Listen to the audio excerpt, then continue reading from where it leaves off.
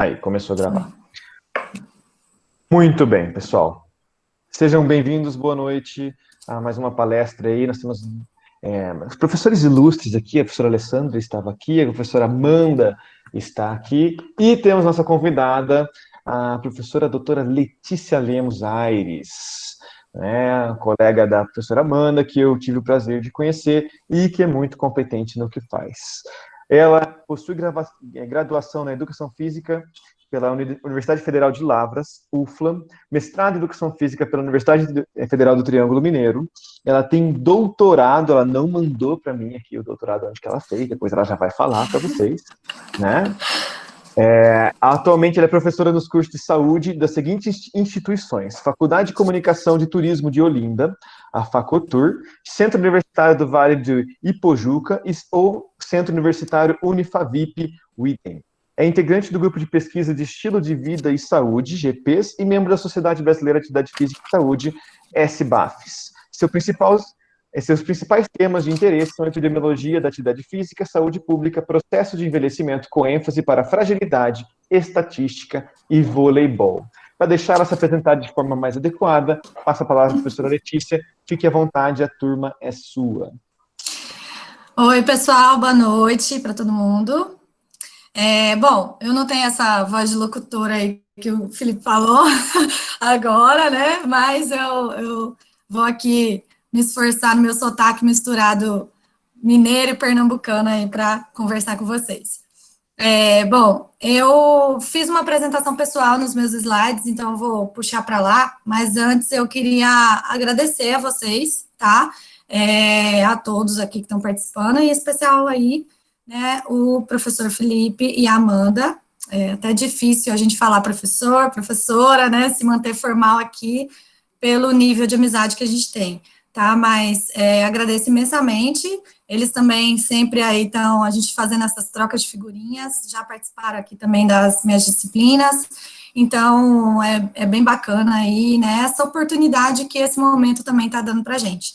Então, são coisas que a gente está podendo viver, que está sendo interessante a gente ter essa troca, né, de vários locais, eu aqui em Recife, vocês aí, vocês estão em Curitiba agora, né? Vocês em Curitiba, e aí coisas que talvez a gente não conseguiria em tempos normais, né? Bom, eu vou projetar minha tela para vocês. Às vezes acontece isso, eu vou ter que fechar e abrir minha pasta aqui, que não está aparecendo a opção de projetar a tela. Pessoal, se vocês forem tendo dúvida no meio do caminho, podem abrir o microfone, perguntar, ou enviar ali, quem estiver com o microfone ou com vergonha, pode enviar aqui via chat. Mas eu sugiro a interação social, né? Abra o microfone e converse. Isso mesmo, adoro quando conversam conversam comigo. comigo. Lê, Oi. Uma coisa que eu já aprendi também no Meeting, não pode minimizar. Deixa o PowerPoint aberto, maximizado, que o Meeting reconhece. Se estiver minimizado, bendito. Que aí eu tenho que ficar fechando e abrindo, mas eu dou aula no Zoom, né? Então, eu não tenho assim toda. No Meet eu utilizo muito para reuniões, a depender da instituição. Pronto, consegui aqui. Aí eu sempre fecho e abro, que aí dá certo. Tá aparecendo para vocês agora? Deixa eu só maximizar. Foi. Deu certo, deu certo. Aqui ainda tá travado meu computador. Mas tá indo. Deixa eu ver. Foi. Agora para mim foi. Bom, gente, então, eu nem sei, eu coloquei essa imagem aí da Uniandrade, eu nem sei se eu acertei a imagem, mas essa é a faculdade de vocês, não é? É o prédio ao lado, Lê. Mas valeu a intenção, né? Valeu a intenção. Pronto. Só apareceu esse prédio, eu falei, deve ser, né? Bom, então hoje a gente está aí, né, para a gente conversar um pouquinho sobre o papel da atividade física na prevenção de fragilidade no idoso, tá? Vamos falar um pouquinho sobre o que é síndrome de fragilidade, que é um conceito que é um pouco novo para a educação física, mas ele não é tão novo assim, tá? E vou falar um pouquinho das experiências do meu projeto, que foi o projeto de doutorado e que é meu filhinho, né, querido, que eu vou explicar um pouquinho sobre isso. E a gente ainda tem intenção aí de dar algumas continuidades nele, tá? Ainda a gente não está com publicação, foi bem recente que a gente finalizou, as publicações ainda estão no papel, saindo do papel, mas em breve, né, a gente vai ter uns resultados mais fiéis aí para que vocês tenham acesso a esse projeto tão bacana. Trouxe aqui uma apresentação pessoal bem breve, tá? O Felipe já falou um pouquinho de mim aí, mas vou tentar um pouquinho detalhar aí para vocês as experiências. Então, na graduação, né, eu fiz a graduação junto com a Amanda, que foi na Universidade Federal de Lavras, sou de Minas, fiz o meu mestrado na Universidade Federal do Triângulo Mineiro, logo em seguida, né, a gente emendou aí, que também foi junto com ela, e depois tive um intervalo, né, depois que eu saí aqui, eu coloquei mais abaixo, mas depois que eu saí do mestrado, eu fui fazer um tempo, fiz concurso, acho que a Amanda também teve essa percepção, a gente sentiu que na nossa turma do mestrado, a gente teve uma galera que já trabalhava e fazia o mestrado, e eu fiquei um pouquinho, eu quero ter essa experiência no ensino superior mais a fundo, porque a gente tinha as experiências de estágio docência. Então, eu falei, quero me aprofundar um pouquinho mais nisso aí, vou tentar concurso. E aí, acabou dando certo, fui para a Universidade Federal do Triângulo, Universidade Federal de Goiás, que foi em Goiás, e depois voltei aqui, né, para outro canto, para fazer o doutorado, que é onde eu permaneço até hoje.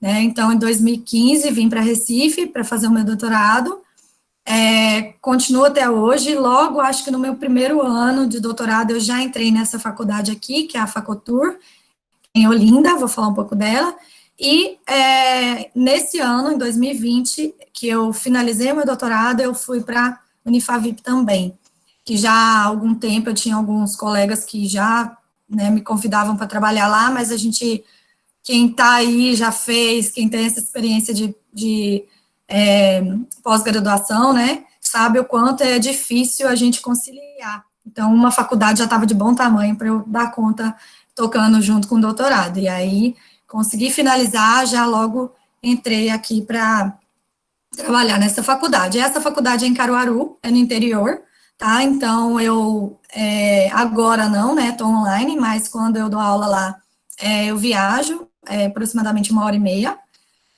tranquilo, parece que não, mas é tranquilo, tá? A gente tem um transporte, então eu fico aí perambulando entre Olinda e entre Caruaru, porém moro em Recife, né? Então permaneço ainda na UPE com vínculo pelo meu grupo de estudo, que eu vou falar um pouquinho sobre ele, mas eu moro nesse lugar aqui que é horroroso, né? Então, Recife, os rios, pontes e overdrive, estou aqui nesse local. É uma cidade que, em termos de atividade física, é muito boa, tá? A gente tem uma política aqui que também se envolve nessas questões de promover para a população coisas boas, né, com relação à ciclovia, ciclofaixa, muito turismo relacionado à prática. Então, é bem bacana. Alguns locais aqui, né, a gente tem essas pontes aqui que são atrativas para andar de bike, e é bem legal a nossa área, como a gente vê, assim, a população realizando práticas bacanas. Sobre grupo de pesquisa, eu ainda permaneço, né, no GPS. A gente fala GPS aqui, porque é o sotaque daqui, né, mas GPS, tanto faz. Então, grupo de pesquisa em estilos de vida e saúde.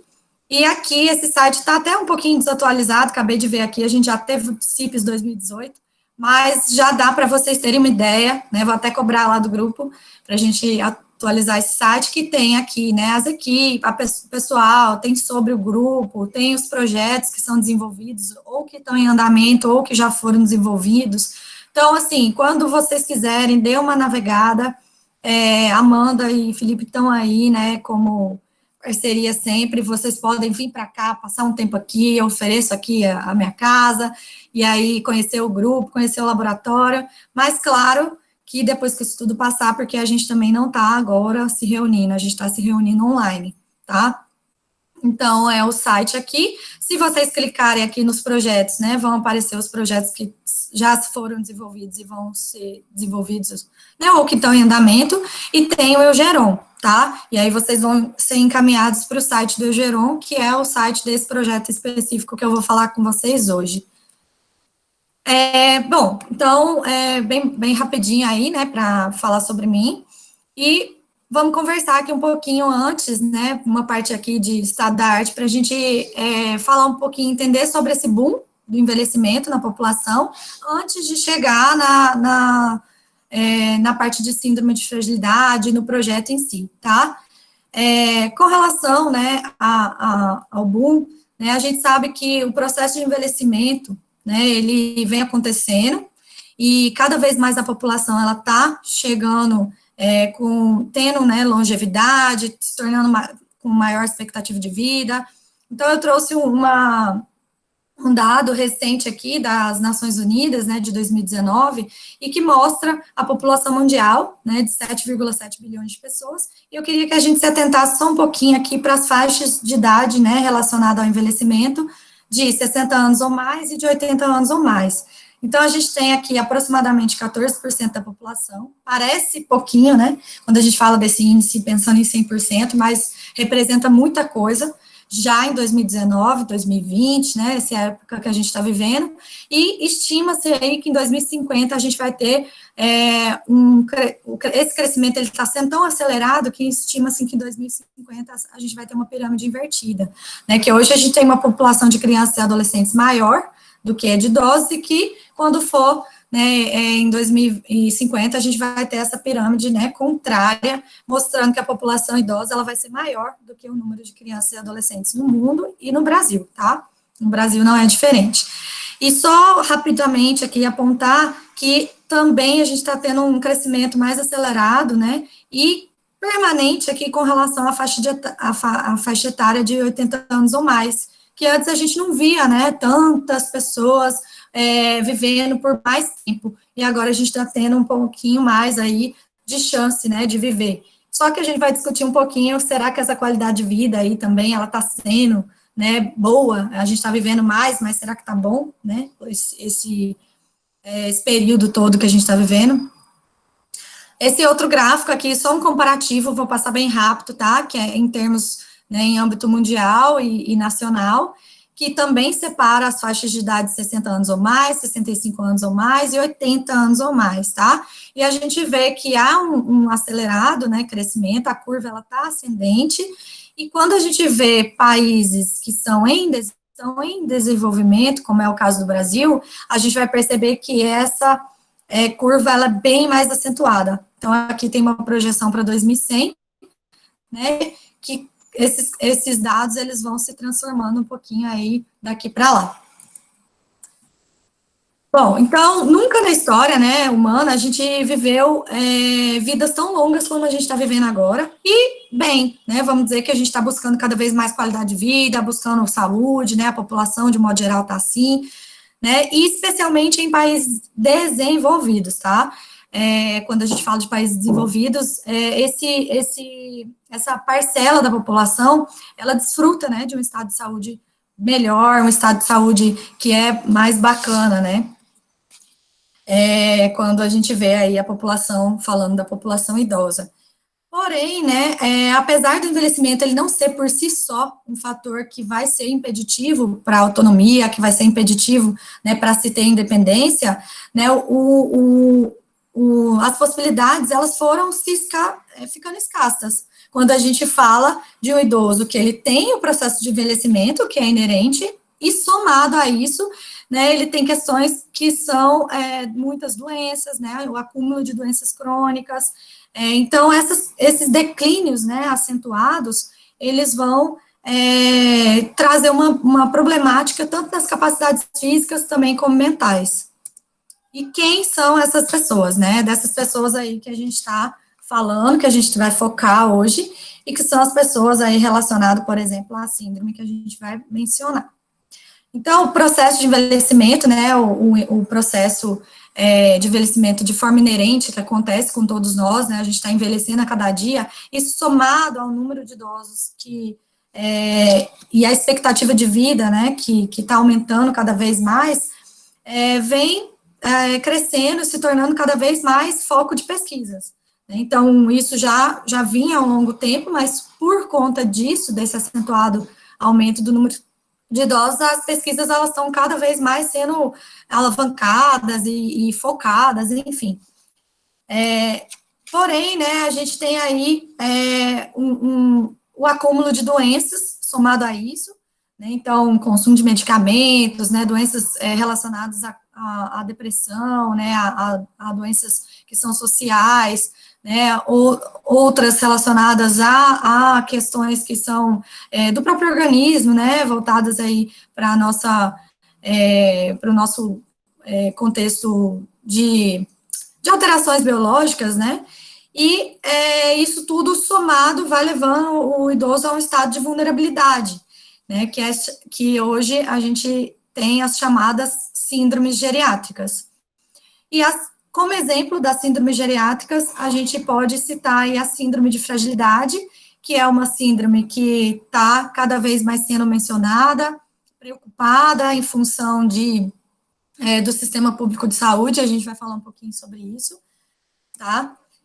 E esse tema, ele pode não ser tão atual aí, quando a gente fala no contexto da educação física, né, eu acho que aqui tem alunos, não sei se tem alunos aí só da educação física, né, se tem também alunos aí de outros cursos, mas eu estou pensando em educação física.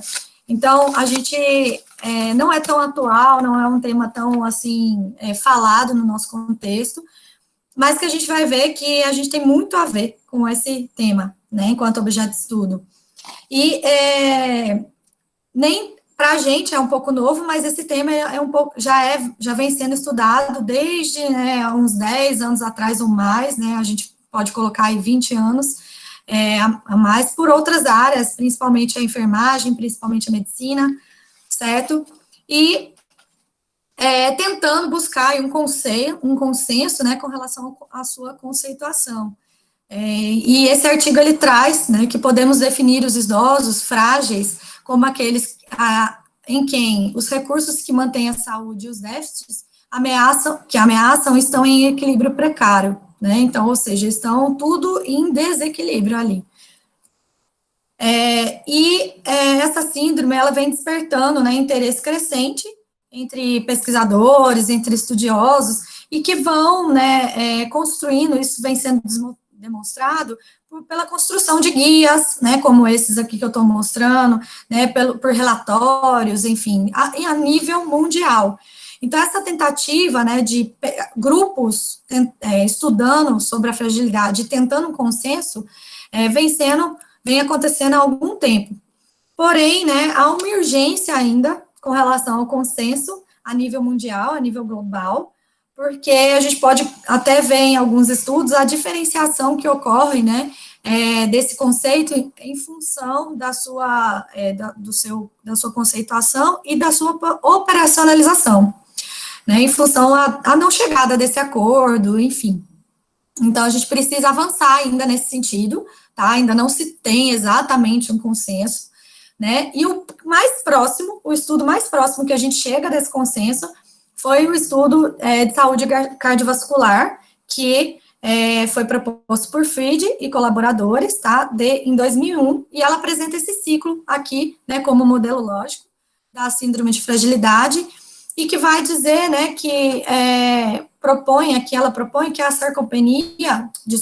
fragilidade, eu olhei a palavra sarcopenia, a fragilidade, ela é um componente que não vem só dessa questão da senescência, né, do próprio desenvolvimento do processo de envelhecimento, mas também do acúmulo de doenças e por uma série de fatores que vão ser a decadência desses múltiplos sistemas. Então, o que ela quer dizer? Que o envelhecimento, né, por si só, ele não vai ser uma causa, mas que, né, esses múltiplos fatores, né, vão somados aí ser uma problemática para o idoso. Então, o idoso, nem todo idoso é frágil, tá? Nem todo idoso é frágil, mas que a tendência aí é que esses vários acontecimentos, né, que eu vou mencionar aqui um pouquinho, esses vários acontecimentos, eles podem desencadear, né, uma pré-fragilidade, uma fragilidade e problemáticas mais à frente. Então, a gente já tem que ficar alerta, né, para um pré-diagnóstico aí, um diagnóstico que seja de prevenção, para poder logo ali já atuar, porque é mais fácil de reverter do que quando a gente já está numa fase mais vulnerável, né, já de fragilidade instalada. Então, quais seriam, né, esses fatores? Por exemplo, a sarcopenia, né, a perda de força, diminuição do VO2 máximo, né, a diminuição da resistência metabólica, da caminhada, da atividade física, da energia e fatores relacionados à desregulação neuroendócrina, né, e, além disso, o acúmulo de doenças crônicas que a gente está mencionando aí. Tinha um efeito aqui que eu nem, né, e aí a fragilidade está instalada. Então, esse fenótipo de fragilidade que Fried propõe, né, o que ela menciona sobre isso? Esse fenótipo, ele traz, né, essa conceituação aí dos idosos serem frágeis, né, e ele acabou vindo como um consenso maior, né, hoje em dia ele é o mais utilizado, ele é o fenótipo, né, que a gente utiliza como comparabilidade global, né, e porém, ele é um fenótipo que tem caracterização unidimensional, né, então ele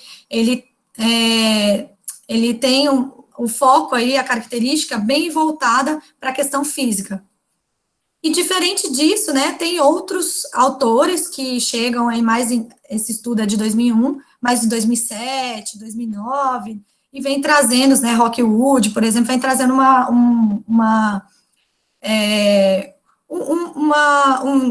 operacionalização muito forte voltada para o modo, né, o modelo multidimensional, que traz sobre questões não só físicas, mas psicológicas e ou sociais, tá?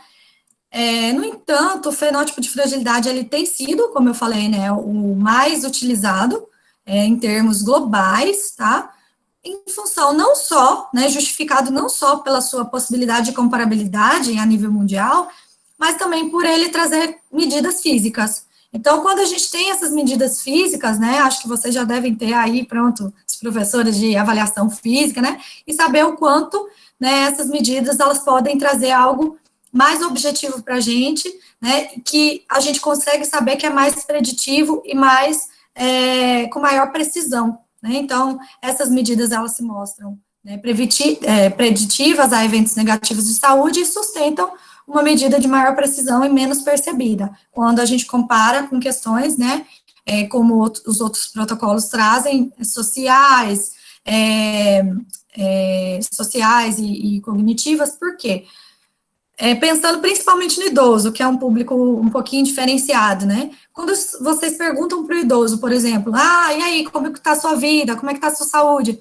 Minha filha, estou com dor aqui, estou com dor assado, estou com dor... E quando você vai medir, né, aquela situação, ela não está exatamente como foi relatada. Então, a gente tem um quesito muito de percepção, né, que acaba fazendo, né, trazendo uma medida superestimada do idoso, do que quando a gente faz medidas que são preditivas, tá? Medidas que são objetivas aqui.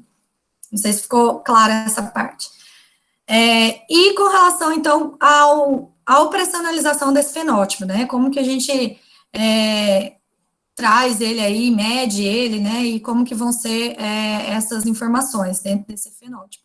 Ele é composto por 5 componentes, tá, 5 critérios aí, e eu vou detalhar cada um deles, mas que são, né, perda de peso não intencional, tá, aquela perda de peso que a gente não quer perder, não tá fazendo regime, o baixo nível de resistência à energia, ou seja, né, a fadiga aqui, a fraqueza muscular, o baixo nível de atividade física e a lentidão na caminhada. Então, esses 5 critérios, eles compõem aqui a síndrome de fragilidade.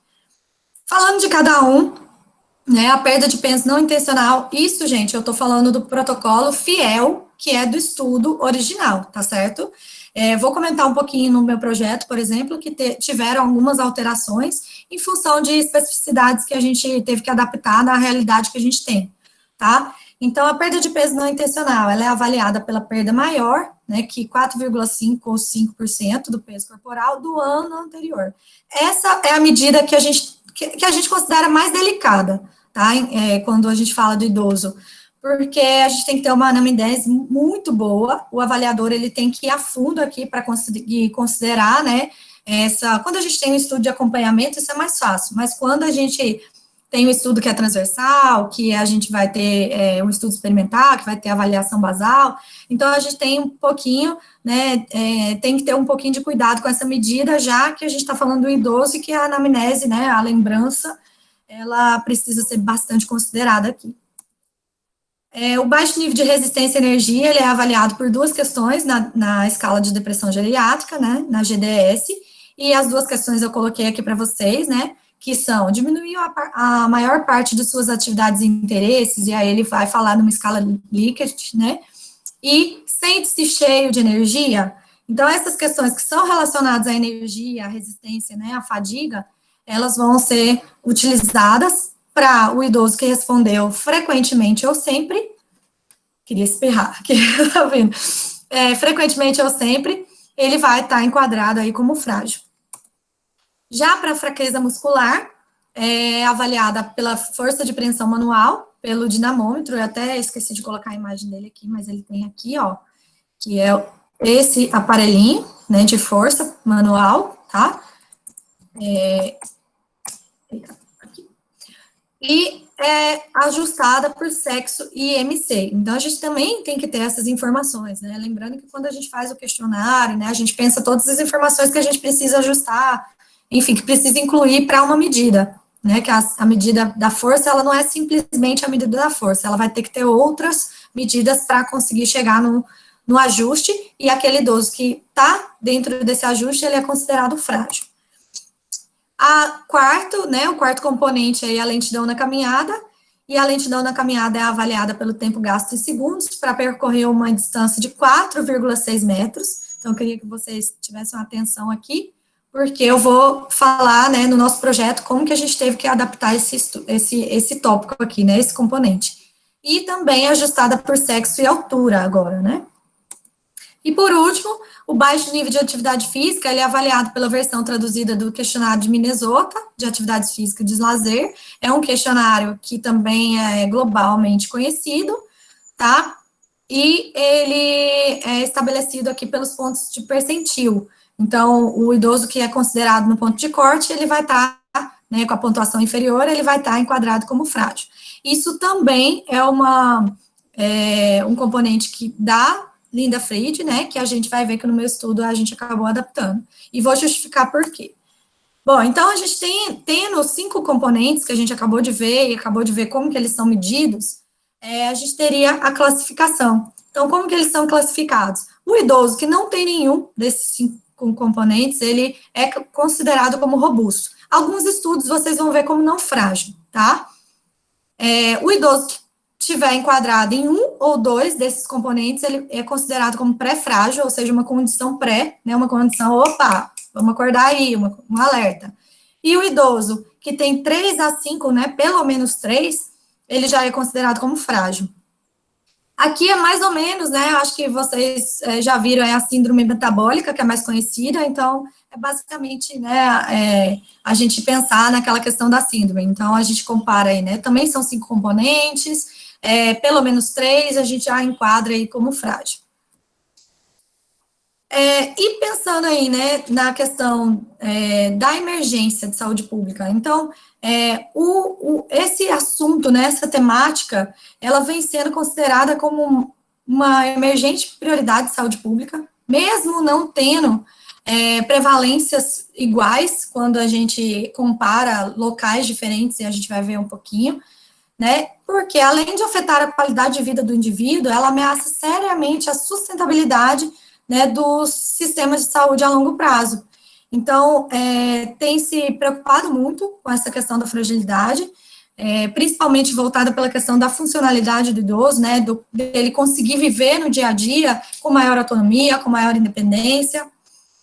Então, esse artigo aqui, ele traz, né, a prevalência de fragilidade e de pré-fragilidade nos idosos de comunidade, e é uma revisão sistemática, meta-análise, né, bem importante que saiu, considerando aqui diversos locais do mundo. Eu trouxe alguns dos resultados que o artigo traz, né, para a gente ver essa discrepância. Então, a prevalência de fragilidade, né, pensando na fragilidade no idoso frágil, ela variou de 3,9 na China para 51,4 em Cuba. Né, a gente já começa a ter algumas conclusões só de olhar esse dado, né? E a prevalência de pré-fragilidade, ela variou de 13,4, né, aquele estado de alerta ali, na Tanzânia, e 71,6 no Brasil. Fiz questão de colocar o Brasil aqui, tem prevalências maiores, mas o Brasil, ele está ali, né, com a pré-fragilidade, ó, gritando. E parecem ser maior, né, o artigo, ele traz que as prevalências, elas parecem ser maior em países de média a baixa renda. Então, é uma das coisas que né, entra aí como fator associado. Letícia. Oi, pode se falar. a gente levar em consideração aí, né, o histórico e a cultura da nossa sociedade em relação ao idoso, nem ao idoso, né, ao adulto acima de 50 anos, em que ele já é descartável, em que ele não serve mais para trabalhar, ele não serve mais para socializar, ele não serve mais para participar da sociedade, ele é só um gasto para a sociedade. Só pensando nessa cultura, nós já vamos entender o porquê que o Brasil está com esses números tão ridiculamente ruins, né? Uhum. Eu converso muito na minha disciplina, eu dou aula de envelhecimento nas duas faculdades, e é assim, é perceptível pelos relatos dos alunos, né, o que todo mundo, a gente vê na realidade, né, mas eu discuto muito isso na disciplina, o quanto a questão, né, não é só idoso, então a gente já tá ali, né, a pessoa, eu falo muito até para os meus pais, 59 anos, 364 dias, né, aí daqui a pouco, não, agora eu me tornei idoso e estou cheio de problemas. Não é assim, né, a gente vai construindo algo e que vai chegar na fase idosa aí com problemáticas. Porém, quando você está transformando, tendo essa passagem, é o momento que você perde entes queridos, né, é o momento que você perde uma funcionalidade de se ter um papel social na sociedade, que é trabalhar. Então, acontece tudo para eles ao mesmo tempo. E aí, isso, um pico, que a gente teria uma problemática ali já natural ali do processo de envelhecimento, faz assim, ó, né, com tanto de problemática que está somada a isso. Então, é justamente esse ponto aí que você tocou. E além disso, né, posso voltar aqui? Aí, voltando aqui, né, a questão da incidência. Então, a incidência são os números de casos novos, né, e aí a incidência global da fragilidade e da pré-fragilidade, também numa revisão importante aí que saiu, né, e esses dados, né, eles trazem o quê? Que ela foi estimada de 43,4 a 150,6 novos casos em cada 1.000 pessoas, né, então, respectivamente, aqui pensando na fragilidade e na pré-fragilidade. Então, é um dado muito gritante a gente pensar que, poxa, né, de 43 a 150,6 novos casos aqui, ó, né, acontecendo. Então, a gente é algo a se preocupar mesmo. E o que a gente vê? Que é uma condição reversível, né? Todos os estudos trazem isso, a gente vai ver até que no meu estudo isso acontece. É uma condição reversível e que, principalmente, a condição de pré-fragilidade, ela é mais reversível. Então, se você está numa condição pré-frágil, que ainda não chegou na fragilidade, mas já está com o pezinho lá, batendo na porta, né? Você tem chance de recuperar mais rápido, né, de ter essa recuperação do que quando já está instalada a fragilidade. E, então, a gente, quanto antes, né, combater vai ser melhor, para manter essa autonomia e independência que a gente tanto busca, né, nesse momento que chega aí com o envelhecimento. E aí, só queria ressaltar também, acho que não sei se ficou claro isso até na fala do Felipe, que a fragilidade, ela não é só para idosos, tá? Pode acometer pessoas com menos de 60 anos. No entanto, ela é, né, mais prevalente e é muito mais estudada, né, a gente foca muito mais, nas fases mais senis, né, na fase de pós 60 anos ou mais, que é na fase do idoso, né, já considerado aí idoso. E aí, como que a gente pode, né, pensar em intervenções, né, que vão modificar? Se a gente voltar nos critérios, a gente vai ver que todos eles, né, são potenciais modificados, são potencialmente modificados pela prática de exercício, pela prática de atividade física. Então, a gente está com a faca e o queijo na mão aí, né, para modificar, para trazer benefícios para essa população, e lembrando, é uma população que vai estar em todo o nosso contexto daqui a pouco, porque os idosos, eles vão ocupar as academias, eles vão ocupar as praças públicas, eles vão ocupar nossas casas, né, nosso ponto de ônibus, enfim, se a população, ela está só crescendo, a gente está deixando de nascer, né, está tendo aí, se bem que agora com a pandemia veio uma leva, né, mas também tem uma discussão que agora a gente pode fazer também sobre a questão da pandemia, né, que o número de mortes muito maior foi por idosos, né, então a gente pode estar acontecendo um segundo momento aí, né, de uma transição epidemiológica, mas aí isso é um outro papo que a gente pode bater até nas nossas perguntas aí, no final.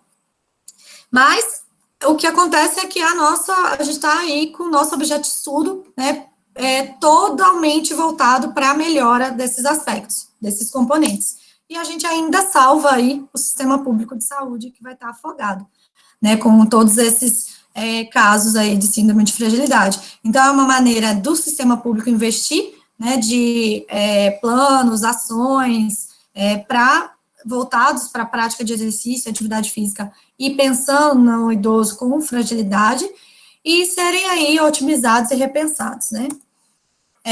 Diversos estudos, pensando nisso, né, diversos estudos em âmbito mundial, eles trazem experimentos, né, com relação a essa prática de exercício e atividade física voltado para idosos com fragilidade, tanto com profissional, com auxílio profissional, sem auxílio profissional, com apoio social, né, com suplementação de alguma alimentação. Então, né, a gente fez uma revisão aí bem grande, voltado para essas questões de possibilidade de estudo, e o que a gente viu é que no ambiente comunitário, as intervenções, elas são frequentemente baseadas em atenção e cuidado, né, constituído pelo serviço de saúde, quando a gente foca nessa intervenção na saúde pública, porém, a gente não conseguiu, né, dificilmente a gente encontrou estudo que fosse realizado no contexto real de vida.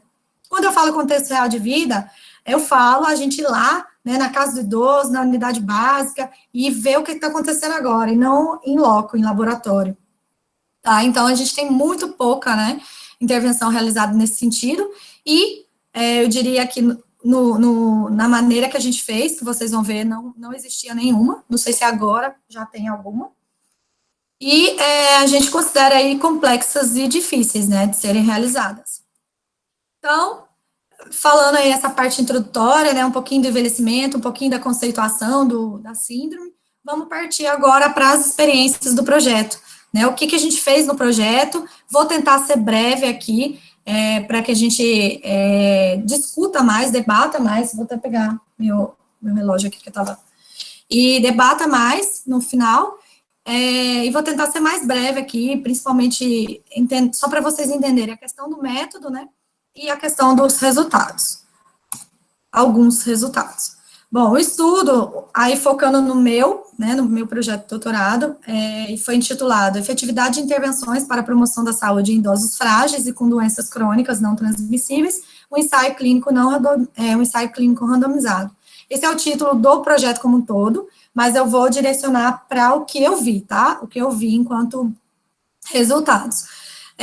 Então, a gente pode perceber aqui que o nosso foco eram idosos frágeis e com doença crônica, mas quase que a gente não consegue dissociar um idoso hoje em dia de que não tenha doença crônica. Vou dar o exemplo, todos os idosos que chegaram para a gente, 3 só não tinham doença crônica, e não chegam idosos com uma doença crônica, né, chegam idosos com 3, 4 doenças crônicas. Então, em média, a gente vai ver depois, né, quando os resultados saírem, eu não foquei nisso hoje, mas os estudos com relação à doença crônica, ele é bem alta aqui a prevalência. Isso considerando a realidade de Recife.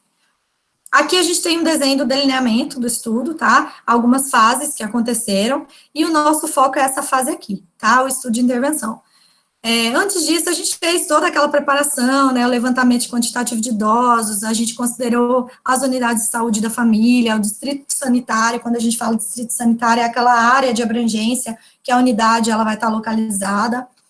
A gente fez um levantamento, um estudo transversal, que foi de maneira diferente do que ocorreu na intervenção. Vou até mostrar algumas imagens. Então, no estudo transversal, a gente fez uma primeira fase que era na casa do idoso, no domicílio do idoso, e, por fim, aí a gente foi chegando na fase da intervenção, que a gente fez o levantamento, né, para quais seriam aquelas unidades básicas, como a gente coletaria numa unidade básica, quais seriam aquelas unidades básicas que entrariam. Vocês vão ver que a gente tem 130, né, em Recife, e aí a gente considerou alguns critérios para poder elas serem elegíveis, tá? Então, a gente fez a avaliação basal, que eu estou considerando essas bolinhas aqui, e a avaliação final. A minha intervenção durou 6 meses, e a gente vai ver um delineamento um pouquinho aqui mais detalhado, da somente a intervenção, tá? Então, a gente teve, nessa alocação, os 8 unidades de saúde. Cada duas, elas experimentaram uma intervenção diferente uma da outra, né? Então, cada duas tinha uma intervenção igual, que seriam diferentes das outras. A gente tem um grupo controle e um grupo experimental A, B e C. A nossa intervenção foi considerada incremental, então, a cada grupo, ela ia incrementando de intervenção, certo? E todas receberam a educação em saúde, que a gente chama educação em saúde, para que o grupo controle, em termos éticos, ele participasse de alguma forma dos benefícios que o estudo estava trazendo. Eu vou deixar para detalhar os incrementos na parte que eu for falar das intervenções, tá certo? Como critério aqui, né, de elegibilidade, a gente iria trabalhar com idosos de 60 anos ou mais, que tivessem na área distrita da região metropolitana aqui de Recife. Não vou focar nessa questão amostral, porque eu acho que não é o intuito aqui agora, mas a gente considerou alguns pontos, né, para fazer o cálculo, que era, né, a população de Recife, a área de cobertura dessa área distrita aqui, as prevalências de fragilidade e de pré-fragilidade, e para isso, né, para realizar o cálculo amostral, a gente considerou alguns parâmetros, né, como o índice, intervalo de confiança, o poder da amostra, as recusas, as perdas, tá? Então, a gente chegou num número, inclusive, de 328 idosos, mas com o adicional das perdas, a gente chegou num número aqui de 400 idosos a serem coletados. Por que esse 1.200 aqui? Esse 1.200 foi da fase transversal. Como eu estou focando aqui na minha fase, né, de intervenção, foram 400 idosos, 50 idosos por unidade de saúde, certo? Então, de 130 unidades, a gente teve a seleção de 8 distritos, o sorteio foi aleatório, e os critérios para entrar, serem elegíveis, né, era estar com uma equipe completa, ou seja, multiprofissional, né, essa equipe fosse completa, estar com o Núcleo de Apoio da Saúde da Família, o NASF, e ter pelo menos um programa de academia da cidade de referência, que é o PAC, né, por quê? Porque as intervenções aconteceram no PAC, no local do PAC, a gente precisava de um local próximo que fosse o nosso espaço. E a gente vou contar um pouquinho dessa intervenção, e vocês vão ver que os profissionais, eles tiveram toda a participação no estudo.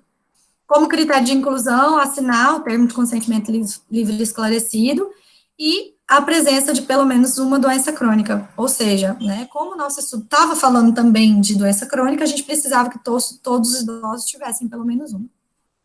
Não atingir, como exclusão, né, não atingir o ponto de corte de maior ou igual a 19 aqui, né, no mini exame de estado mental, e aí quando a gente está falando desse protocolo, talvez vocês já tenham visto aí na faculdade, é um protocolo de cognição, que ele nos dá, né, geralmente estudo com idosos, a gente faz esse protocolo antes, que ele nos dá o parâmetro de quem vai entrar no estudo e quem não vai, quem compreende, né, e consegue responder as nossas informações. E também, né, aqueles idosos que estavam internados para tratamento de saúde ou que fossem residentes de LPI, instituição de longa permanência, ou que estivesse em situação de rua. Por quê? Né, porque aqui a gente não tinha residência, não tinha como cadastrar eles com uma residência que a gente precisava para fazer a parte transversal, certo? A gente teve alguns apoios, né, da Secretaria de Saúde, um pouco custoso, mas foi, a Prefeitura e o IBGE. O IBGE foi mais tranquilo. Esses aparelhos que eu estou mostrando aqui, que é o PDA, foi o aparelho que a gente utilizou para a coleta de dados, então ele é um aparelhinho, vou ter imagem, vocês vão ver, ele é um aparelhinho que parece um celular, a gente fazia, teve um profissional de sistema de informação, que ele incluiu o nosso questionário aí, e a gente fazia a coleta aqui. Isso, para quem já se envolver em grupo de pesquisa, em pesquisa, sabe o quanto a gente ganha um tempo danado lá na tabulação de dados, né? Então, depois que acabou, joga para o computador, sai um Excel, né? Sai todo embananado, todo louco, mas já é um ganho muito grande aí no tempo. E aqui a gente teve, né? Eu estou mostrando algumas estratégias de campo. Primeiro, a gente realizou um estudo piloto. Nesse estudo piloto, a gente fez ao entorno da UPE, que é a Universidade de Pernambuco. Aqui estou eu falando para vários grupos de idosos, né, que a gente foi divulgando, e convocou uma reunião para contar do projeto e chamar eles para participarem. E a gente fez com uma equipe pequena, que era uma equipe, aqui tem 2 alunas de IC, de iniciação científica, essa aluna que era minha, um professor da casa, que na verdade ele fez doutorado junto comigo, mas ele já era professor da casa, e outros 2 colegas aqui, um de mestrado e de doutorado. E a gente fez essa parte aqui do piloto bem com uma equipe curta para realmente a gente ver, debater, discutir o que a gente ia mudar no estudo. Depois disso, né, a gente chegou no manual de coleta de dados, em todo o protocolo do estudo e começou a fazer os treinamentos. Então, a gente vê uma equipe muito grande. Parece que foi enorme, que tudo aconteceu bem, né, mas a gente teve uma rotatividade grande. Foi um estudo que a gente demorou a coleta aproximadamente 2 anos. Então, alunos, né, aqui tem alunos das minhas faculdades, tem alunos da UPE, tem pessoas de pós-graduação, tem pessoas de mestrado, doutorado, enfim.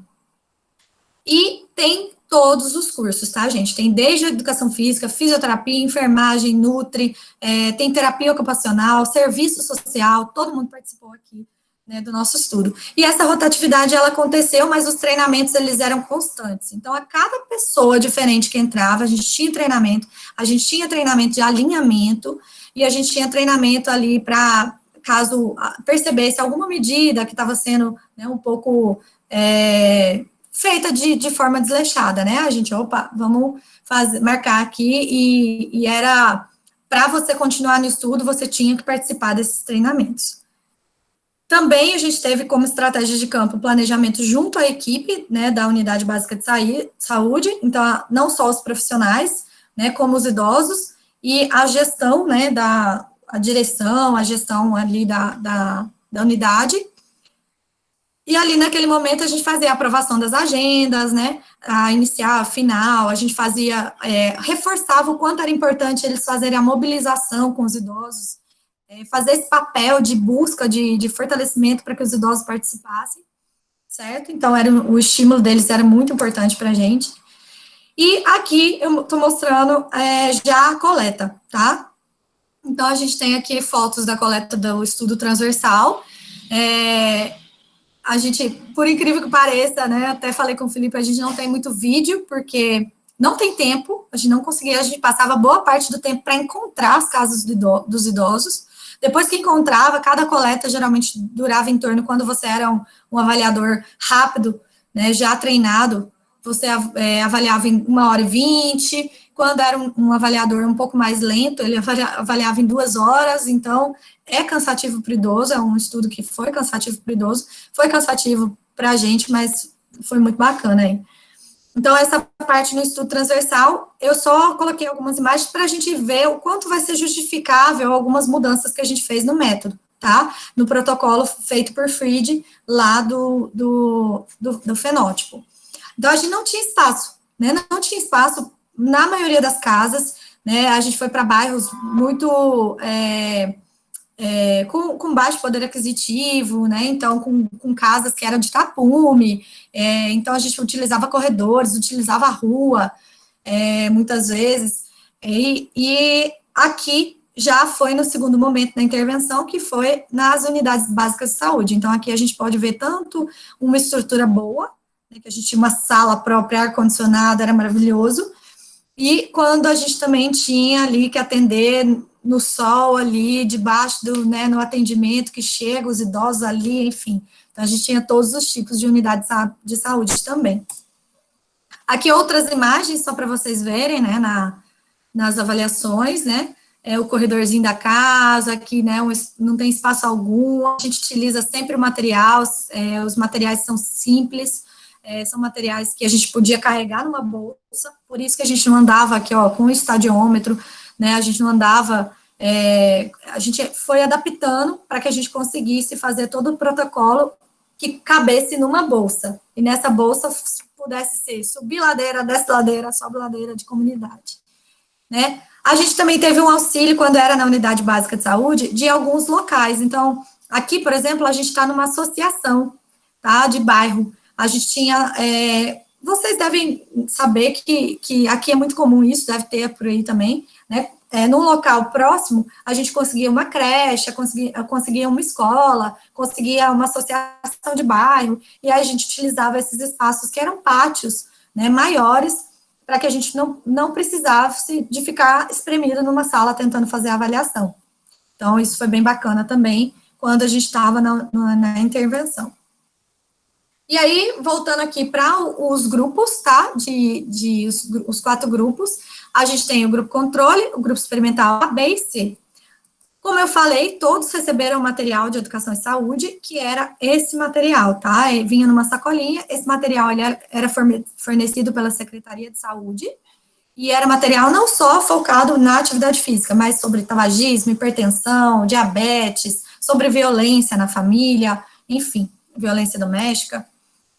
E aí o grupo A era uma intervenção voltada para exercício domiciliar, então a gente tem essa cartilha, que a gente adaptou essa cartilha, foi de autoria de um dos nossos colaboradores aí, o professor William, tá? E ela era utilizada aqui no hospital, do IMIP, e a gente adaptou para o nosso projeto. São exercícios que são sem material, a gente no máximo utiliza uma cadeira ali, que eles conseguem realizar em casa, e que são de fácil compreensão.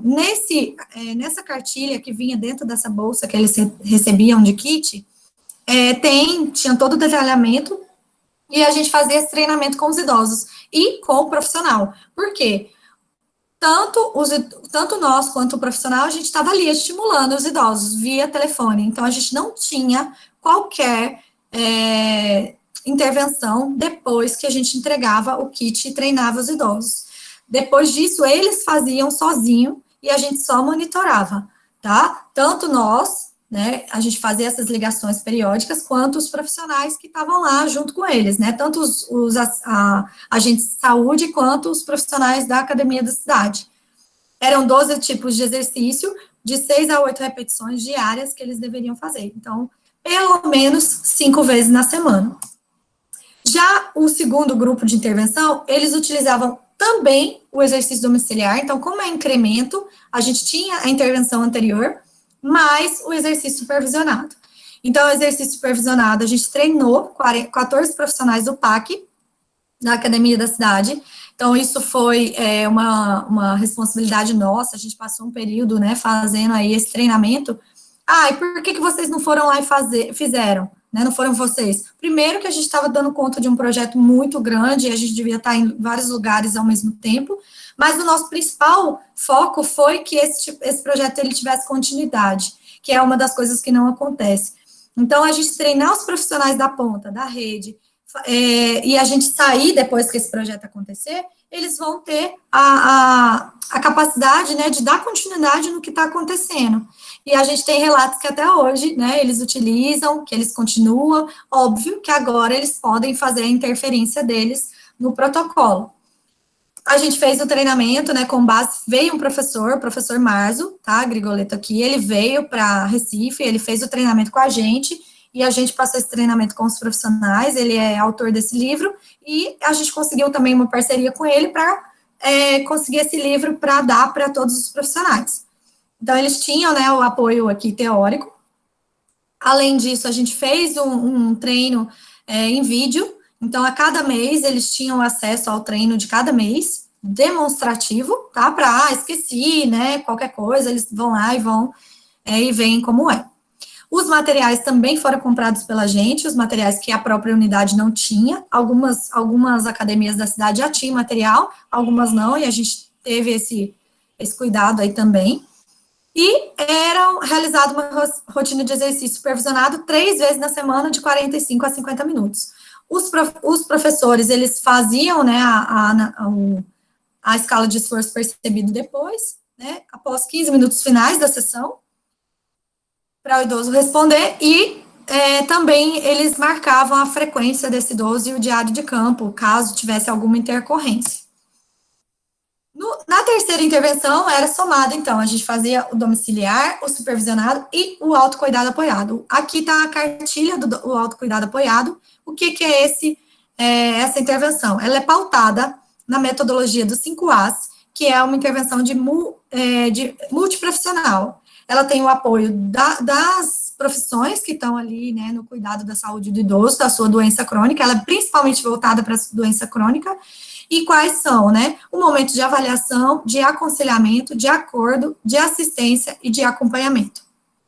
Esses 5 As, eles são, né, os momentos que são realizados o seu plano de ação. Um plano de ação que era traçado com o idoso e que estava aqui tudo nessa cartilha, treinado também a equipe de saúde. Então, tanto, né, lá o psicólogo, o médico, o dentista, a gente fazia reuniões para treiná-los, a gente teve todo esse momento, e também eu vou falar um pouquinho mais à frente do processo que também aconteceu com essas reuniões periódicas. Aqui, por exemplo, são reuniões que a gente fazia, né, com esses profissionais, aqui estão desde ACS também, mais médicos, enfermeiros, né, nem sempre todo mundo aparecia, mas a gente teve uma adesão boa aí dos profissionais. Sobre a avaliação da afetividade, então, aconteceu em 6 meses, a gente teve avaliação inicial e final, e durante esse período, entre uma e outra, foi a nossa intervenção para a efetividade. O instrumento padronizado, ele foi construído, que foi o nosso questionário Geron, e ele era composto aí por questionários já validados na população brasileira. Então, tinham 12 sessões que eram compostas por entrevista, avaliação física e medidas antropométricas. E a gente teve a avaliação do processo, que é um up aí no nosso trabalho. A avaliação do processo é a avaliação que a gente faz, né, durante o processo, se essa intervenção está sendo bem aceita. Então, a ideia era a qualidade das intervenções, e a gente fazia tanto com os usuários, quanto com os profissionais, quanto com os gestores, tá? E, além disso, a gente fazia o monitoramento, né, a ligação para os idosos, né, tanto chamando, incentivando, para que eles continuassem a participação. Voltando na operacionalização, então, eu tenho lá os 5 critérios, e eu vou mencionar aqui, eu acabei colocando só esse, da lentidão da caminhada, mas a atividade física também foi alterada.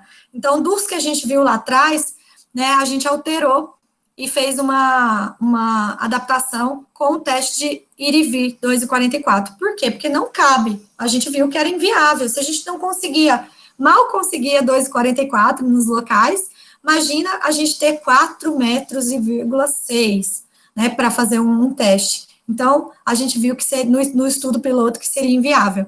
Então, a gente fez o quê? Um procedimento de teste e reteste para ver se essa equivalência ela corria. Foi, inclusive, um tema de trabalho de um congresso que a gente foi até junto, eu e a Amanda aí, CEBAFS, e a atividade física também. Eu avaliei, no meu estudo, eu acabei avaliando por IPAC, mas a gente também mediu por acelerômetro, tá? Então, a gente tem os dados da atividade física pelos 2 contextos. E aí a gente considerou, né, o robusto, pré-frágil, frágil, e algumas análises eu fiz como não frágil, né, dicotomizada, como não frágil e frágil. Também teve aqui a questão dos aspectos éticos, né? A anuência, aprovado pelo CEP. E vou só relatar alguns principais resultados, tá? Vou tentar ser rápida aqui, acho que eu estou até falando bem rápido, mas os nossos resultados, assim, a gente teria muitos resultados para falar, mas eu vou focar no que deu alguma coisa aqui, né? No que a gente percebeu alguma relevância aqui para ser dita agora. Então, esse fluxograma, só para vocês entenderem, né, como que a gente teve no estudo, eu acho que eu estou na parte inicial. Esse fluxograma, a gente tem aqui a distribuição, né, de 130 unidades, aí a gente teve aqui, ó, vou direto para essa parte, que é a avaliação das 4 unidades, certo? E aí a gente chegou aqui no número, né, de 400 idosos, aliás, de 374, porque eu já excluí aqui, né, os idosos que não passaram, né, naquele teste de cognição. Então, a gente começou com 374 idosos na avaliação inicial. E na avaliação final, a gente teve, né, no pós-intervenção, exatamente 50%, ou seja, a gente teve uma queda, né, de participação, de adesão muito pequena, foi inferior aí ao que a gente estava previsto, em função, né, aí do tamanho da amostra, a gente acabou tendo um poder estatístico mais baixo, tá? E aí, algumas análises vou mencionar possivelmente, né, que foi em função dessa questão. Aqui, só para a gente ver, né, os participantes, a gente não teve, quando a gente quer fazer um estudo de intervenção, a gente quer que no início dessa coleta, né, os grupos, eles estejam mais semelhante possível, mais homogêneo possível, e a gente teve isso, né, não teve nenhuma diferença estatística aqui, foi tranquilo, exceto para redução da força muscular, mas que a gente conseguiu ajustar. E aqui está a minha principal análise. Vou falar para vocês que foi uma super surpresa para a gente refez 50 mil vezes, a Amanda teve super participação nesses gráficos aqui, né, Amanda? E eu, olha, virando madrugadas lá, mas a gente teve uma imensa surpresa de não ter nenhuma significância, né? Então, o que eu mostro para vocês aqui? Aqui estão os meus gráficos, né, que eu estou mostrando um exemplo, tá? De aproximadamente 12 páginas cheias desses gráficos que tinham na minha tese, mas só para que a gente veja uma tendência que aconteceu. Então, por mais que não tenha tido significância, quando a gente vê a reversão da fragilidade, a gente percebe que o grupo controle, ele se manteve, né, ou teve uma queda, teve um aumento, aliás, desculpa, aqui, ó, das pessoas que ficaram frágeis, e os outros grupos, eles tiveram, né, uma reversão aqui de 2, 5, 6, né, a gente teve uma tendência na melhora dessas, na reversão dessa fragilidade. Aqui foi um teste específico, então, como eu tenho 5 critérios, lembram? Eu fiz avaliação em cada um deles isoladamente também, né, fiz as análises em cada um deles, e um deles deu significativo, que foi o teste de marcha estacionária. Ele traz para mim os resultados de resistência, né, de questões cardiovasculares, então é muito importante quando a gente está lidando com o idoso, e a gente pode perceber o que aqui, né, que a gente tem aqui o número de repetições, né, do teste, e a gente, iniciando aqui no teste inicial, de aproximadamente aqui, né, 86, né, eles estavam, em média, e aí a gente teve um avanço, né, um aumento aqui de pontos, né, de números de repetições, a gente colocando isso em pontos, em números pontuais aqui, né, a gente teve um avanço desses grupos de intervenção, tanto do grupo de intervenção B, quanto do grupo de intervenção A, que foram os dois aqui, mas também do grupo de intervenção C, que teve um avanço mais brando, né, uma melhora mais branda aqui, nos números de repetição, mas que teve uma melhora também. E já o grupo controle, ó, foi lá para baixo, né, caiu, né, teve uma queda nesses números de repetições que eles tiveram. Então, a gente representa, né, do grupo controle para o último grupo aqui, basicamente 18 repetições de aumento de incremento. Isso é muito importante, tá? Isso é muito bom que a gente conseguiu como resultado. Isso, um teste isolado, tá? Mas se a gente for ver os outros, a gente também teve tendência de melhora. Porém, a gente não consegue, né, afirmar com a bendita 0,05, né? Com a questão estatística que eu vou mencionar mais no finalzinho sobre isso. Sobre o processo, a gente teve uma baixa adesão, né? Então, a gente pode perceber nessa queda aqui, né, ao longo do incremento das intervenções, e uma das coisas que eles mencionaram, né, foi a questão da rotina, da dificuldade de se inserir nessa nova rotina, também da falta de interesse, por simplesmente não querer, da falta de orientação profissional e da falta de estímulo, ou seja, 2 pontos aqui que podem ser extremamente consertados, né, que podem ser reavaliados aqui. Esse quadro aqui, ele mostra, né, a avaliação processual do participante, tá? Então, a gente vê aqui, né, que de vários pontos que foram perguntados, quanto à orientação pelos profissionais, o estímulo dos profissionais, se eles forem entrevistados pelos profissionais, e as metas propostas pelos profissionais. Então, a gente vê que o percentual está sempre para o não, né, o percentual mais elevado está sempre para o não. Então, tanto, né, a gente pode perceber que foi muito gritante essa questão da falta de estímulo, da falta de realização de um protocolo que estava no estudo, né, eles não foram entrevistados aqui, a falta de metas propostas pelos profissionais, então, acaba ficando difícil, né, para o idoso ter a adesão ali, se ele não tem o incentivo ali do profissional. Mas, de qualquer forma, quando a gente avaliou, né, ali a qualidade da intervenção, a dificuldade da intervenção, e se eles perceberam benefícios, mesmo com esses pontos, né, ruins destacados pelos profissionais, eles consideraram a qualidade da intervenção muito boa, eles consideraram que o nível de dificuldade era fácil, ou seja, era o que a gente queria, né, a realização, eles faziam exercício facilmente. E se eles perceberam o benefício, sim. Então, foram as respostas que a gente queria aqui, ó. Exatamente as respostas que a gente esperava. Além disso, eles trouxeram relatos, né, que tinham uma questão mais aberta, que eles traziam os relatos que houve uma redução de dores no corpo, de cansaço, de estresse, de peso corporal, e houve um avanço, uma melhora, né, na força, no fortalecimento das pernas, na flexibilidade, no equilíbrio, na disposição e bem-estar, no sono. Aqui a gente pode perceber aspectos, né, voltado para a capacidade física, que é o que também envolve ali o que a gente precisa para a independência, né, a autonomia, a funcionalidade no dia a dia, que é o maior foco aí da fragilidade, dos exercícios voltados para a fragilidade. Aqui, rapidamente, né, esse quadro, ele mostra a avaliação processual pelo profissional, tá? E a gente consegue ver um relato verdadeiro deles. Eles falam que eles realmente, né, deram pouco estímulo, né, que eles, com relação a estímulo, a participação e a mudança, eles veem uma mudança positiva, mas eles tiveram pouco estímulo. Deram pouco estímulo. Então, eles assumem isso também. Então, em todos os grupos, tá?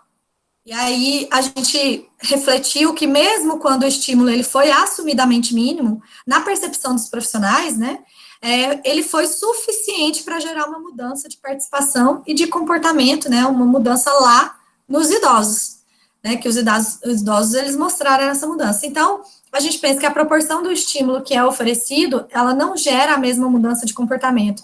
Muitas vezes não é a quantidade de estímulo que determina, mas a potencialidade com que é absorvido.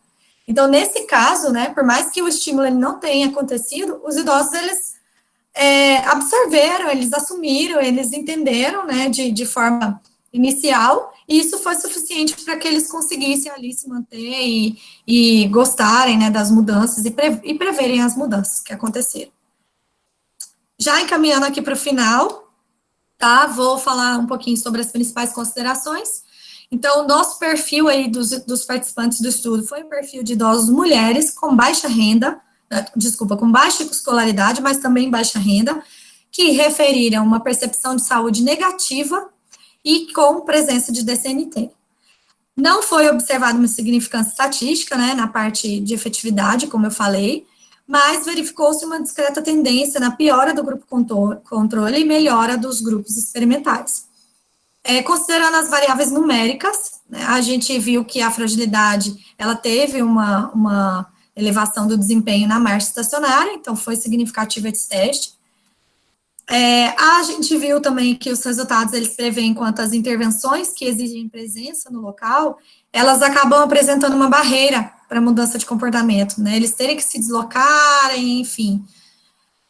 A gente viu também que os exercícios domiciliares, com supervisão indireta, óbvio que a gente estava sempre lá, né, monitorando, eles têm uma abordagem promissora na atenção básica, na saúde pública, e atividades mais complexas, elas demandam mais tempo e maior engajamento dos profissionais, consequentemente, né, acaba isso refletindo na participação do idoso.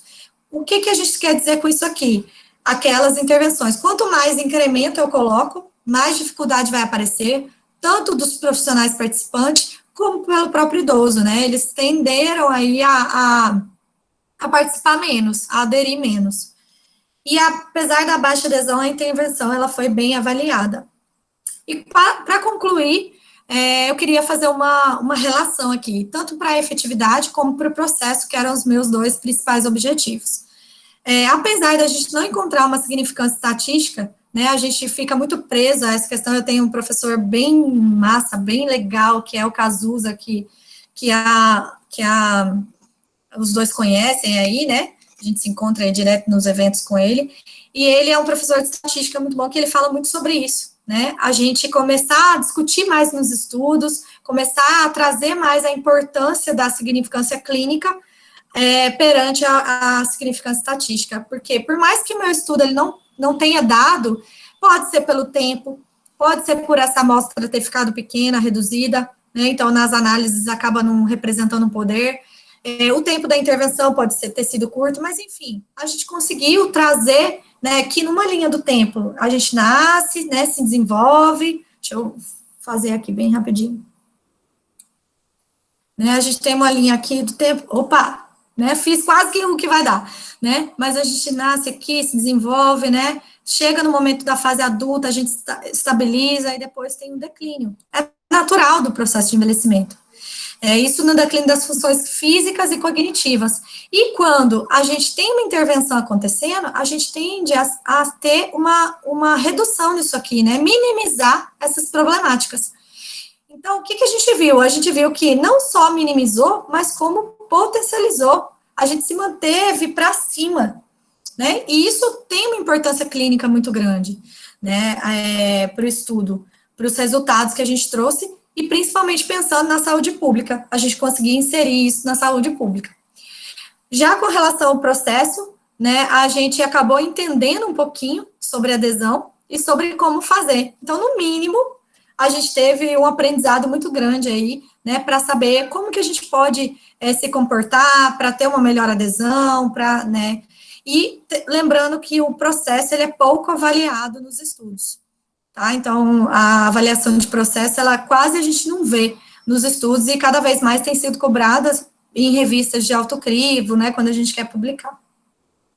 E é isso, tá, gente? Eu trouxe aqui uns slides que eu não vou comentar, foi só para manter para vocês, que eu vou passar para o Felipe, para ele enviar para vocês, que é a parte prática que tinha no nosso protocolo, tá? Então, as medidas, né, e testes que aparecem no nosso protocolo, para que vocês tenham, caso aí, são todos referenciados, então não é nada nosso, a gente pegou de protocolos já existentes. E é isso, coloco aqui, né, à disposição para as dúvidas. Aqui está o meu arroba aí do Instagram, quem quiser, também o e-mail, né, o meu logo do meu grupo de estudo, o nosso projeto. E agradeço aí mais uma vez esse casal aqui maravilhoso, isso aqui é na minha cidade, eles sempre, né, que a gente consegue aí no finalzinho do ano, a gente se encontra e consegue bater um papo e jogar a conversa fora e tomar uma, né, que a gente merece. É isso, gente. Letícia, muito obrigado pela essa apresentação maravilhosa. Deixa eu voltar aqui. Por todo aí o seu trabalho, exemplo de grupo de pesquisa, de todos os processos que devem ser feitos, tudo para todo mundo perceber ali o que é, da onde vem aqueles resultados de um artigo de qualidade, e você mostrou ainda a interpretação clínica que a gente pega bastante no pé, né? Eu pego bastante no pé, né? Esse 8º Da período parte aí, clínica. e não vai passar ninguém se não falar de prática baseada em evidência, fica claro aí, fica a dica, né? Nem na banca e nem na minha disciplina, mas muito bem, gostei demais. Eu tenho várias comentários, perguntas para fazer, mas eu quero deixar isso para os nossos alunos aí. Uhum. Letícia, se você quiser parar de compartilhar a tela para a gente conversar. Eu ia falar isso. Eu ia fazer isso. Foi? Isso, foi. Fechou. Vamos lá, pessoal. Vamos aproveitar esses minutinhos que a professora Letícia daqui a pouco vai ter que viajar. Vamos colocar aí as perguntas rápidas para vocês. Onde?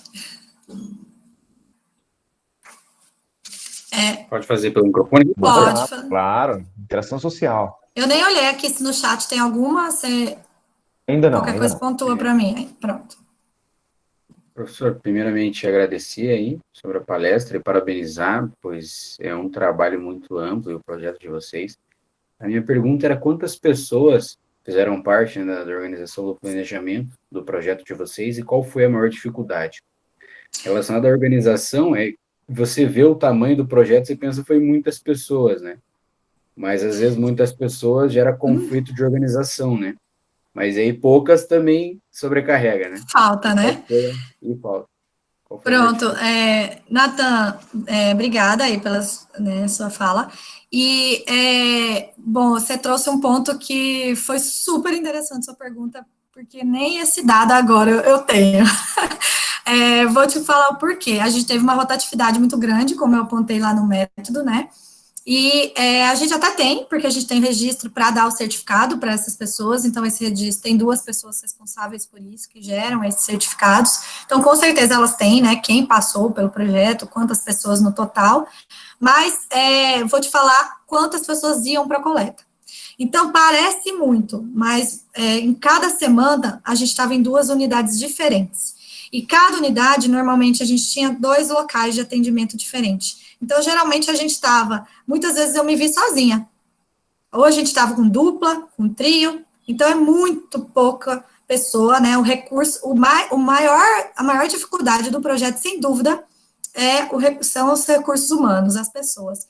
Porque, assim como a gente tem pessoas muito comprometidas, a gente tem pessoas que tô lá esperando, o idoso tá aqui, tem outro idoso na fila, tem outro, eu tô sozinha, e as 4 pessoas que estavam lá no cronograma, né, para estar avaliando, avisou ali, ó, de última hora, ou nem avisou que não ia. Então, isso acontecia também, sabe? Então, a gente teve, em média, a gente separava 6 pessoas para estar em cada unidade, porque aí a gente se distribuía quando a unidade a gente tinha que ter 6 pessoas, a gente colocava isso na cabeça.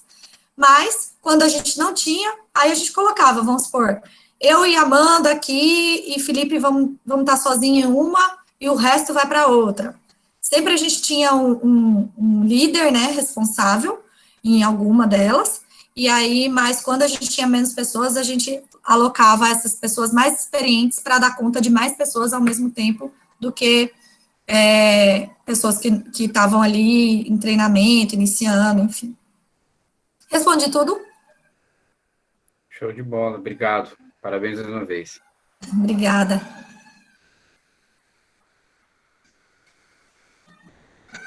Aqui tem uma pergunta aqui no chat. Professora, um estudo com longa duração, amostra grande, muitos profissionais, como conseguir manter o projeto vivo, se manter motivado e não perder o fio da meada? E a questão da motivação para manter a adesão serve só para a amostra ou para os profissionais também? Da Camila Santos. Demais, Camila, demais com os profissionais também. Nossa, eu pensei em desistir, a Amanda já ouviu o meu chororô ali durante o processo muitas vezes, e a gente pensa mesmo em desistir por muitas vezes essas problemáticas que eu falei na primeira resposta, né? A gente se vê ali tão empenhada e de repente outras pessoas, né, só ali se fazendo presentes no papel, né? A gente vê no papel tão bonito, mas de repente não tá ali na ativa. Então, eu conto ali que basicamente 4 pessoas carregaram esse projeto muito nas costas, e aí a gente foi reinventando a todo tempo, tendo gás a todo tempo. Mas uma das coisas muito bacanas que faz a gente ter estímulo são os próprios idosos. Então, você se deparar lá com a carinha da Dona Maria, com a carinha da Marta, né, com a carinha ali do seu João, e os relatos que eles dão, e a alegria que eles fazem ao te ver, e, enfim, em tudo que eles estão passando, e a melhora que eles estão tendo, isso para a gente que é o máximo. Então, acho que é um dos fortalecimentos, né? E acho que você tinha uma primeira parte da pergunta que eu acho, não sei se eu respondi, deixa eu ver aqui.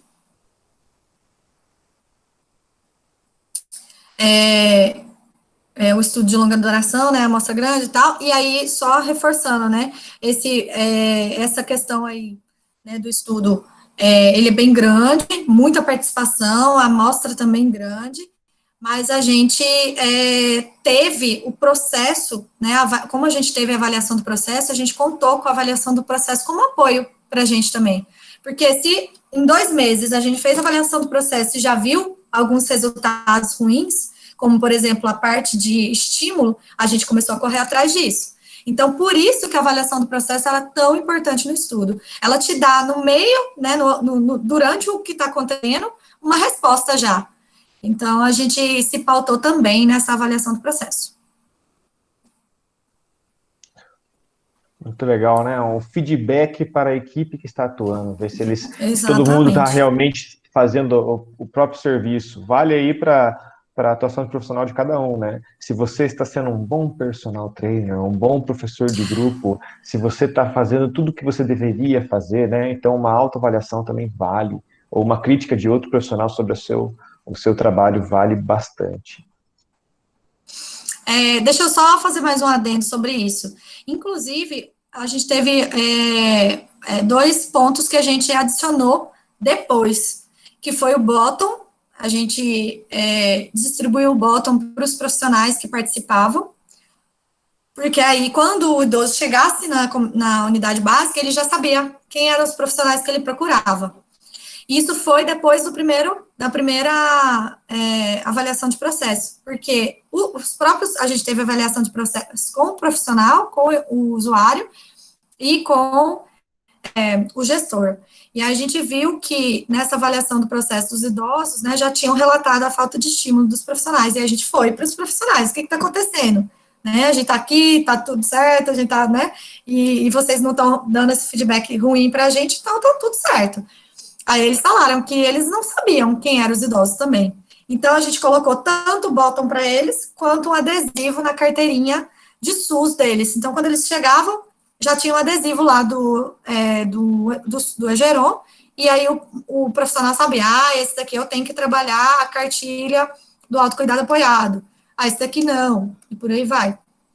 Então, isso foi a partir de um feedback que a gente teve, né, da avaliação do processo.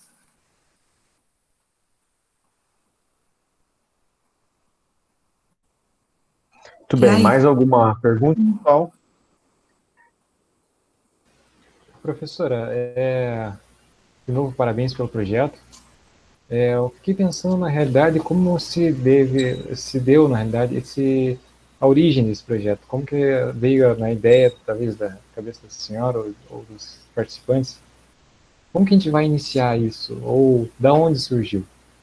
E também a questão de viabilização financeira mesmo do projeto. Como que se deu a arrecadação de recursos e tudo mais?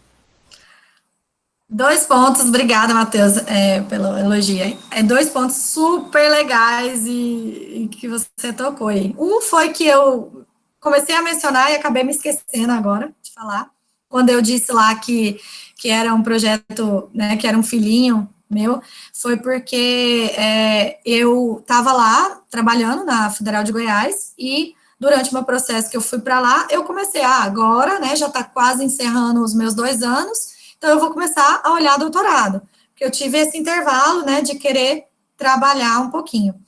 E aí eu comecei a ver programas de doutorado no Brasil. E programas que tivesse foco no envelhecimento, né, na epidemiologia do envelhecimento aí, que era o meu interesse. E eu já conhecia esse grupo de estudo, o GPS, de congressos, né, eles sempre tiveram um grupo muito grande, muito forte, e sempre com publicações nos eventos, e eu sabia que esse grupo era liderado por um cara muito top, para não falar outra palavra aqui, muito top na minha área, e na nossa área, né, que é Mauro Barros, e eu gostava muito da atuação desse profissional, e enfim, aí eu mandei uma mensagem, um e-mail para ele, relatando toda a minha história, e relatando que eu tinha interesse de trabalhar aqui, né, no grupo de pesquisa dele, mas que eu sabia que o grupo de pesquisa dele tinha uma linha muito forte para infância e adolescência.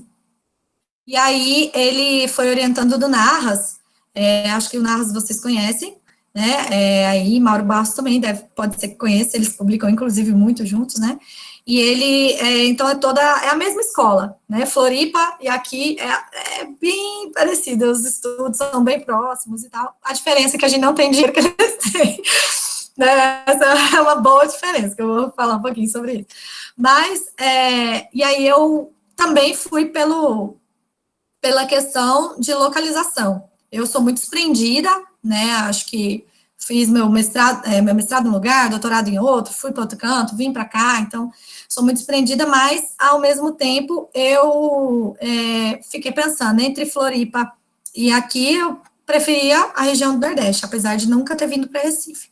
E foi quando ele me deu um feedback positivo, ele falou, olha, Letícia, que massa, né, que legal a sua ideia, porque o meu grupo se chama Estilos de Vida em Saúde, e eu não tenho um projeto com idosos. Então, eu quero, já está na minha cabeça há um tempo, fazer um projeto com idosos, e eu estou precisando de gente para isso. Então, que tal você fazer a seleção aqui? E eu já tenho um professor, que foi aquele grisalho que eu mostrei, que já é da casa, né, da UPE, e eu já tenho um professor aqui que também está nessa linha, e já tinha, depois que eu descobri também, já tinha uma menina que trabalha na Secretaria de Saúde, que é a Manu, que foi bem minha companheira aí, também foi uma das que tocou esse projeto aí com unhas e dentes. E aí foi dessa ideia. E aí eu trouxe a ideia de fragilidade, que eu já tinha trabalhado no mestrado, ela trouxe a ideia de doença crônica, então basicamente partiu de nós duas. O William também tinha interesse na fragilidade, só que o dele foi o estudo transversal, e aí a gente seguiu dessas duas principais variáveis, e as outras foram surgindo com outras pessoas que foram adentrando o estudo. Sobre o dinheiro, a gente fez o dinheiro aos trancos, o projeto aos trancos e barrancos. A gente mandou para 2 editais, não saiu, só que concomitantemente saiu para um projeto que estava acontecendo do nosso grupo, que era o projeto Sacode. O projeto Sacode, ele acontecia no interior, era um projeto de intervenção na educação física escolar, e aí a gente foi tocando com o dinheiro, isso nem pode ser dito aqui, mas a gente foi tocando com o dinheiro do Sacode os 2 projetos, mais ou menos isso. Contando com o apoio, né, por exemplo, do IBGE, que a gente recebeu o material, então a gente não teve xerox, né, não teve gasto de papel, isso ajuda também bastante. Enfim, a gente foi aos trancos e barrancos aí, e por isso que essa rotatividade de pessoas foi grande, porque muitas vezes você tem que deslocar para uma comunidade para fazer a coleta, aí as pessoas saindo, né, meus alunos de Olinda, 2 ônibus, um metrô, com gasto do bolso, ninguém aguenta ficar muito tempo. Só quem realmente depende daquele dado, né? Então, foi isso.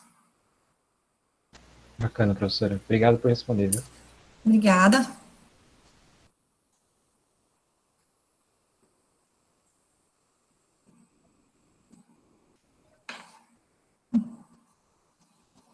Beleza, elogio aí da professora Alessandra Bittencourt, tá saindo a francesa. Obrigada, Acabei professora. de denunciar ela. Muito bem, pessoal, se não tem mais perguntas, vou agradecer de novo, professora Letícia, muito, muito, muito obrigado aí pelo esse carinho e trazer todas essas informações para a gente, demonstrar aí o tanto de conhecimento e empenho que você tem colocado aí na sua carreira, e isso é um grande exemplo para a gente. Muito obrigado mesmo, e por ter aceitado mais um convite aí indecoroso de participar das minhas aulas. Eu que agradeço, Felipe, também a Amanda, né, que é a nossa ponte aí. Eu dou aula num curso de físio aqui, eu não sou fisioterapeuta, então o Felipe está sempre me salvando aí, né, com as questões mais clínicas. E a gente não é nada, né, sem as parcerias, sem as nossas amizades, e acho que isso é mais que comprovado. Eu falo para os meus alunos que a gente precisa aprender, né, quando a gente passa um trabalho em equipe, não é à toa, porque a gente precisa aprender a trabalhar em equipe, tanto as relações ótimas, quanto as relações ruins, né, a lidar com as relações ruins, porque não, é isso que a gente mais vai encontrar no mercado de trabalho, né, aí, infelizmente, tem muitas relações que são ruins, e é que a gente tem que lidar. Acho que esse processo é o mais importante, né, é o trabalho em equipe mesmo, e agradeço aí mais uma vez pela participação. Agradeço a vocês também por estarem aí, né, envolvidos, abrir a câmera, adoro, né, a gente quase não vê isso, então, essas perguntas foram perguntas ótimas, inteligentes, e acho que foi super válido, aprendi aí também com vocês. Deixa eu só agradecer também. Lele, valeu aí pela parceria desde uma vida inteira, não é? Desde 2007, não façam as contas, tá, gente? Não, essas carinhas de bebê aqui. Parabéns aí pela garra, pela força, vocês viram, né, pessoal? Não é fácil fazer, não sei por que esse povo louco faz doutorado, não é fácil, é muito estresse, muita coisa envolvida, e no final o que vale a pena é o reconhecimento, né? Isso porque a mulher ainda nem publicou os artigos derivados da tese, né, gente? Mas, minha gente, isso daí é um detalhe muito importante. Depois que a gente passa a fase, a gente tem um período de que a gente não quer saber daquilo. Então, eu passei por um período, assim, ó, de chutar minha tese longe, não quero saber, né, daquele cansaço mesmo, e aí eu fui retomar a tese, porque a gente teve que mandar um edital que saiu aqui local, para o PPSUS, e se o nosso SUS sobreviver, né, entre parênteses aí, mas, e aí a gente retomou, foi esse ano aí, então eu tive um bom momento de não quero saber mais disso, de ouvir falar em fragilidade, de ler minha tese, de ler minhas coisas, não quero, aí demorei um tempinho. Então, agora que a gente está retomando com os artigos, com esse envio, né, para esses editais, enfim. Faz parte, não é? A vida aí acadêmica, pesquisa, se alguém aí pretende fazer uma especialização, mestrado, doutorado, saibam que o caminho nunca vai ser fácil, mas tomara que seja recompensador, não é? Que vocês trabalhem aí em coisas que gostem, seja com os idosos, seja com crianças, adolescentes, rendimento, qualquer área, gente, escolham aí uma coisa que inspira. Exatamente. Muito obrigada, Lê. É isso, gente. Só para finalizar, queria deixar aberto aí, né, para vocês venham, conheçam Recife, né, quem quiser aí também, né, a gente está sempre produzindo, né, essas aulas, divulgando, então, quando tiver algo aqui que seja divulgado, aí, os dois também puderem divulgar para vocês, estão convidadíssimos, tá? E é isso. Então, beijo para todo mundo. Eu não sei, galera, aí, mas eu vou, óbvio. Eu também, assim quiser. Beijo, gente. Boa noite. Bem, muito pessoal, obrigada pelo presente. Muito obrigado pela participação aí. E beijo. Se cuidem. Até mais. Lavem as mãos. Obrigado, professora. Obrigada. Tchau, tchau. Valeu. Professor Felipe. Diga lá. Então, eu fui apertar